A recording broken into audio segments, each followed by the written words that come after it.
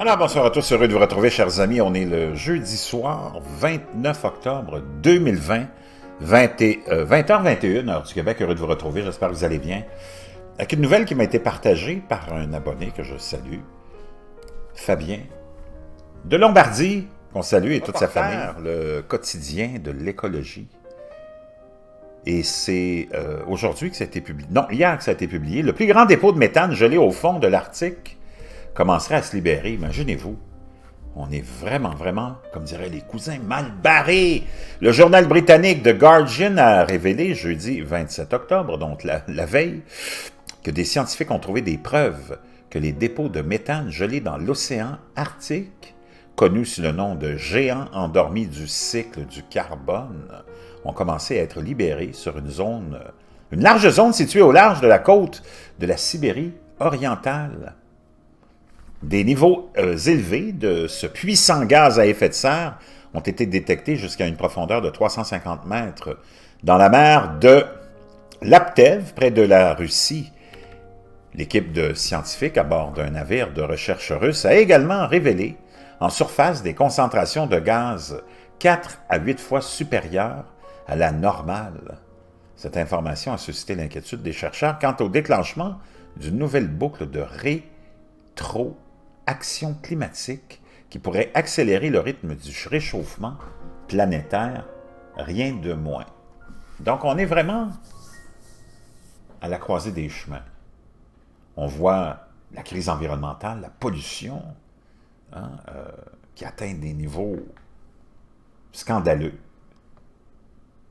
La consommation qui continue un peu moins en cette crise sanitaire, de crise sanitaire, mais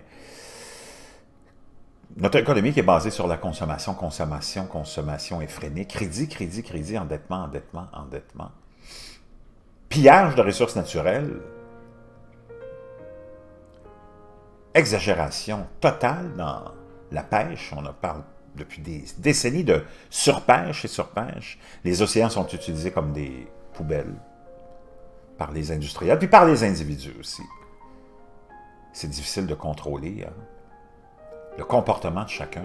On est face à une crise majeure économique, financière, des injustices qui continuent à susciter beaucoup de révoltes partout. Donc, on n'est vraiment pas sorti d'auberge, en plus de, naturellement, les changements climatiques qui affligent des centaines de millions et des milliards d'individus ont un poids additionnel sur leurs épaules.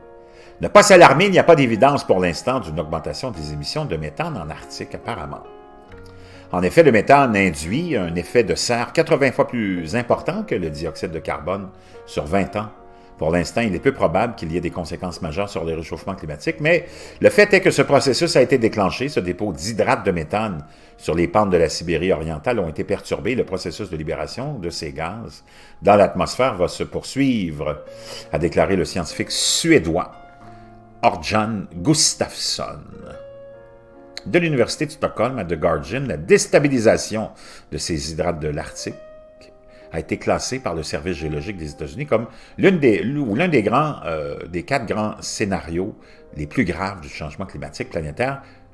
Cet article alarmiste ne s'appuie sur aucune publication scientifique et a toutefois critiqué Valérie Masson-Delmotte, chercheuse et membre du groupe d'experts intergouvernemental sur l'évolution du climat sur Twitter. Il n'y a pas d'évidence pour l'instant d'une augmentation des émissions de méthane en Arctique, s'est-elle insurgée. Donc, le plus grand dépôt de méthane gelé au fond de l'Arctique commencerait peut-être à se libérer.